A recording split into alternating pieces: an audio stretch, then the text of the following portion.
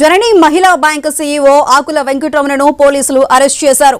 నంద్యాల జిల్లా కోవెలకుంట్ల, బనగానపల్లె, చాగలమర్రి పట్టణాల్లో జననీ సహకార సంఘం పేరుతో మహిళా బ్యాంకు ద్వారా 3,920 మంది ఖాతాదారులకు కుచ్చుటోపీ పెట్టాడు.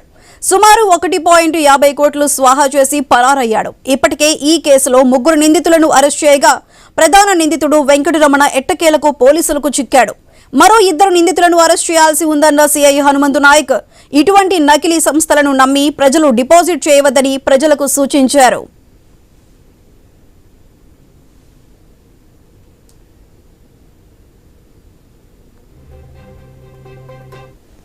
జననీ సొసైటీ కోయిలకుంట్ల నందు ఉన్నటువంటి సీఈఓ ఆకుల వెంకటరమణని అరెస్ట్ చేయడం జరిగింది ఫైనాన్స్ సెంటర్ దగ్గర. ఈ కేసులో జననీ సొసైటీలో దాదాపుగా 8 మంది ముద్దాయిల పైన కేసు నమోదు చేయడం జరిగింది.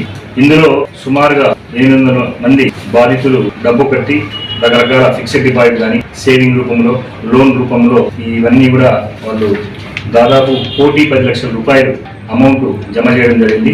ఆ డబ్బు ఈ 8 మంది వాడుకొని వాళ్ళ సొంతానికి వాడుకోవడం జరిగిందని చెప్పేసి ఫిర్యాదు